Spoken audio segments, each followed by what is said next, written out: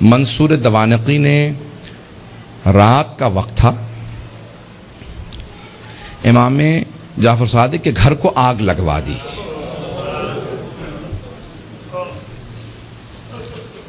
آج کل آپ نے دیکھا روشنیاں ہوتی ہیں، پانی کا نظام کچھ اور ہے.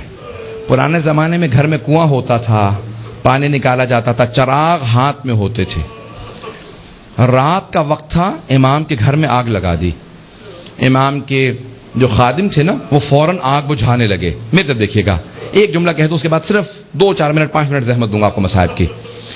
امام کے جتنے خادم تھے نا وہ سب کے سب آگ بجھانے لگے. امام اپنے گھر سے باہر نکلے، گھر میں آگ تھی. باہر نکلنے کے بعد نہ جانے صحن میں کیا دیکھا، ایک دیوار سے ٹیک لگا کے بیٹھ گئے اور زاروں قطار رونا شروع کر دیا. امام روتے جاتے تھے، خادم آگ بجھا رہے تھے. ایک خادم رکا، فوراً دوڑتا ہوا امام کی بارگاہ میں آیا کہ مولا کیا بات ہے، نہ آپ آگ بجھانے میں مدد کر رہے ہیں، نہ گھر سے باہر جا رہے ہیں، ایک طرف بیٹھ کے روتے چلے جا رہے ہیں. مولا کیا بات ہے، مجھے سمجھائیے کیوں اتنا رو رہے ہیں. کہا کہ مجھے شام غریبہ یاد آ گئی،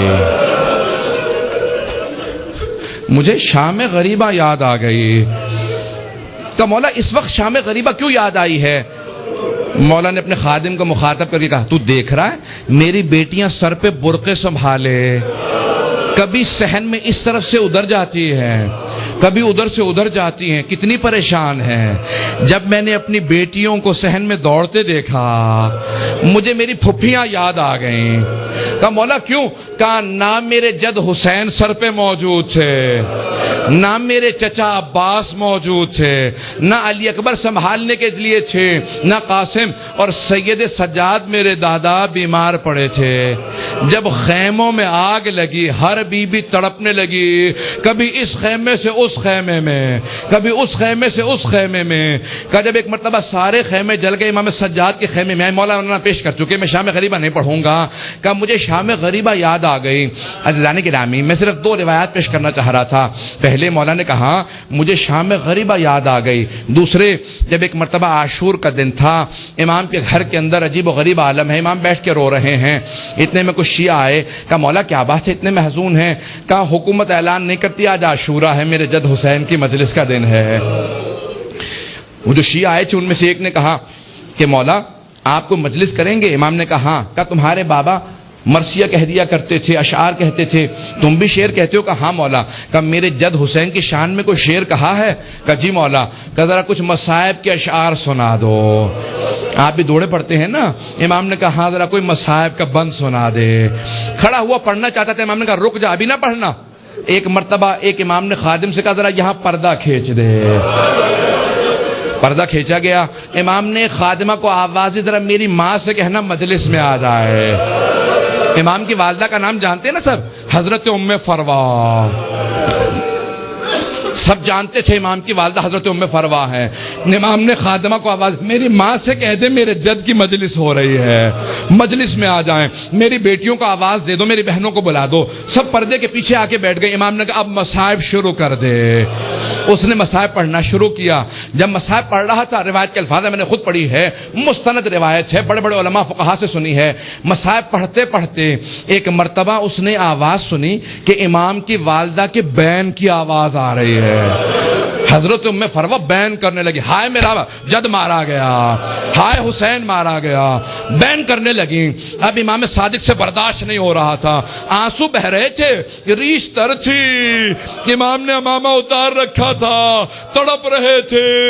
وہ جو مصائب پڑھ رہا تھا نا وہ امام کی والدہ کے خاندان سے تھا.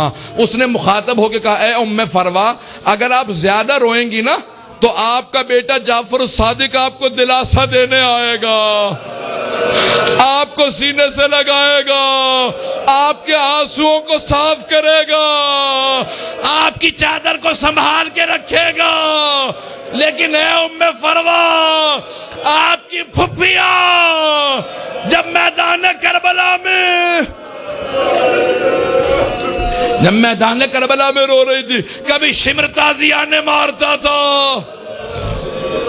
کبھی خولی تازیانے مارتا تھا، بس بھائی اجرکم اللہ، میں تمام کر دیتا۔ ایک مرتبہ روایت کے الفاظ یہ ہیں، سارے مدینے والے امام صادق کے دروازے پہ جمع ہو گئے، نہ جانے کیا ہو گیا، اس بلند آواز سے سب رو رہے ہیں، سب دروازے پہ آ گئے۔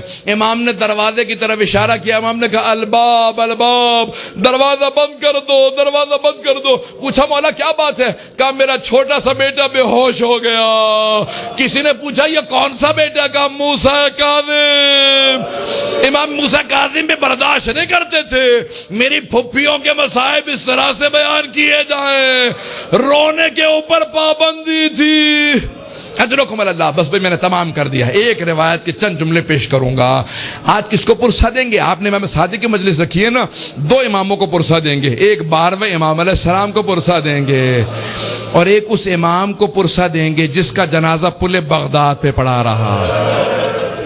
امام زمانہ کہتے ہیں میرا سلام و میرے جد موسیٰ کاظم پہ، کہ جس کا جنازہ اٹھانے کے لیے 4 مزدوروں کو پیسے دیے گئے، 4 مزدوروں نے پیسے لیے، جنازہ اٹھایا۔ کہا 5واں ان کے سامنے چلتا جاتا تھا اور نعرہ لگاتا جاتا تھا ماتا امام الرفضہ، رافضیوں کا امام مر گیا۔ کہا جب پل بغداد میں دھوپ میں لاشا پڑا تھا، امام رضا پہنچے، کہا ہٹ جاؤ میرے غریب بابا کے لاشے پہ، میں مدینے سے آیا ہوں۔ آج ذرا مل کے کہیں گے اے مولا آپ کو پرسہ دینے آئے، کس کا؟ صادق آل محمد آپ کے بابا کا۔ پیش کروں؟ آخری جملے سن لیجئے بس بھئی۔ منصور دوانقی ملعون نے امام کو زہر بھجوایا۔ کیسے دلوایا؟ جب ایک مرتبہ سادات حسنی کو گرفتار کرنے لگے، 60 سے زیادہ ایک مرتبہ سادات کو گرفتار کیا، امام کے کان میں آواز پڑی، محلہ بنی ہاشم اکٹھے تھا نا، سارے بنی ہاشم اکٹھے رہتے تھے، امام کے کانوں میں آواز گئی، کہا ارے ان سادات حسنی پہ اتنے پہلے ظلم ہو چکے ہیں، دوبارہ انہیں قید کیوں کیا جا رہا ہے؟ امام اپنے گھر سے باہر نکلے، سر پہ امامہ نہیں تھا، پاؤں میں نالین نہیں تھے، بڑی تیزی سے آگے بڑھتے ہوئے امام نے روکنا شروع کیا، کہا رک جاؤ۔ سب کے ہاتھوں میں زنجیریں تھی، پاؤں میں بیڑیاں، بنی عباس کی فوج تھی، سب کو دستگیر کر کے گرفتار کر کے لے جا رہی تھی۔ امام نے کہا رک جاؤ، امام حسن مجتبیٰ کی نسل پہ بڑے ظلم ہوئے ہیں۔ ایک مرتبہ کسی ملعون نے ایک تازیانہ اٹھایا، تازیانہ اٹھانا تھا، امام کی پشت پہ تازیانہ مارا، امام کا کرتا چاک کیا اور دوبارہ 2-3 تازیانے مارے، امام زمین پہ آئے۔ اس وقت امام بزرگ تھے، بس میں اس سے زیادہ نہیں پڑھ سکتا۔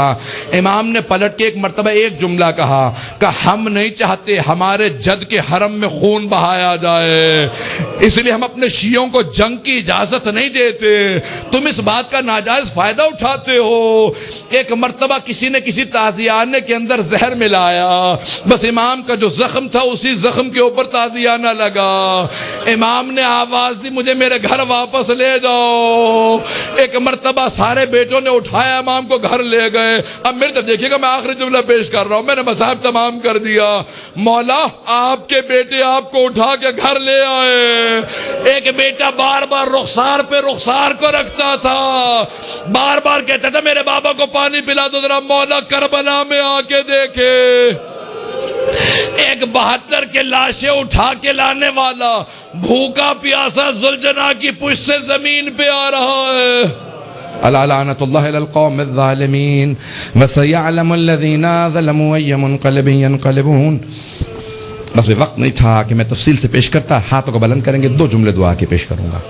پروردگارا، واسطہ امام جعفر الصادق کے اس تابوت کا بڑی تعظیم سے اٹھایا گیا، ہزاروں کا مجمع تھا، سب کاندھا دینا چاہتے تھے، ہاتھوں پہ تابوت چل رہا تھا کہ ایک مرتبہ جنت البقیع تک پہنچا۔